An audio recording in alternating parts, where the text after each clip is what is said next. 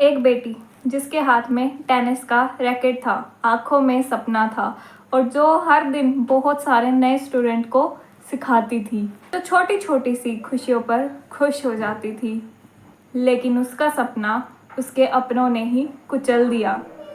राधिका यादव, जो एक नाम जो आज सिर्फ बस एक न्यूज़ में ही दिख रहा है, पर उसकी ये कहानी आज भी एक ऐसे समाज की पोल खोलती है जहां बेटियों का सपना सिर्फ सपना होता है, एक अपराध की तरह उसे देखते हैं। राधिका गुड़गांव के सुशांत लोक एरिया में रहती थी। बचपन में ही स्पोर्ट्स में इंटरेस्ट था। लोग कहते थे कि ज़्यादा खेलोगी तो रंग काला हो जाएगा, पर राधिका ने लोगों की एक भी नहीं सुनी। वो बन गई एक स्टेट लेवल टेनिस प्लेयर और आगे जाकर एक कोच। वो दूसरे बच्चों को भी समझाने लगी, बताने लगी, अपना जैसा बनाने लगी। उसके पेरेंट्स ने भी उसको इनिशियली सपोर्ट किया, पर लेकिन जैसे जैसे वो इंडिपेंडेंट होती गई, मुझे टेंशन बढ़ती गई। उसके फादर दीपक यादव एक ट्रेडिशनल सोच के इंसान थे। उनको लगता था लड़कियों का कमाना, बाहर जाना सब बेकार है। हिमांशिका, राधिका की दोस्त, बताती है वो उसे हर बात पर टोंट करते थे, क्या पहना, कब आई, किसके साथ थी, किसको सिखाया, क्या किया। उसकी कोचिंग बंद कराना चाहते थे और चाहते थे कि वो किसी की शादी में एडजस्ट हो जाए। राधिका लड़ रही थी अपने लिए, अपने सपनों के लिए। 9 जुलाई का दिन पर थी, वो शायद कोचिंग के लिए जाने ही वाली थी।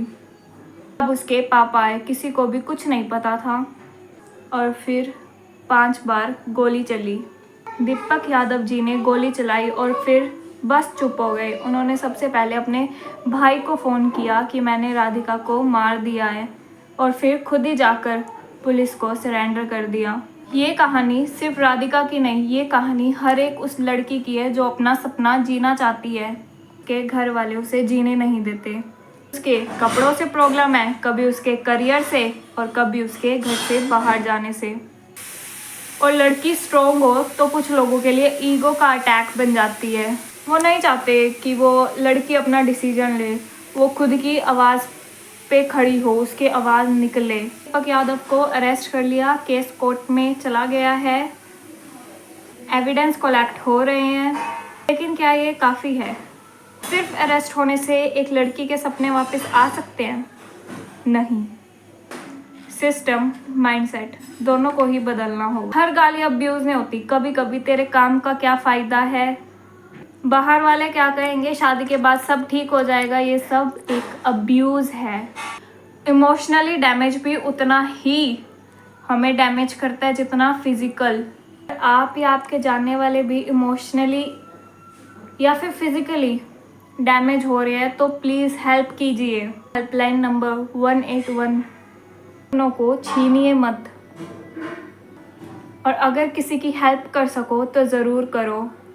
राधिका चली गई, पर लेकिन हमें राधिका की कहानी पर आवाज़ उठानी होगी। अगर हमने ये आवाज़ उठाई तो क्या पता राधिका की कहानी किसी और की कहानी ना बने, और की ज़िंदगी बच सकती है।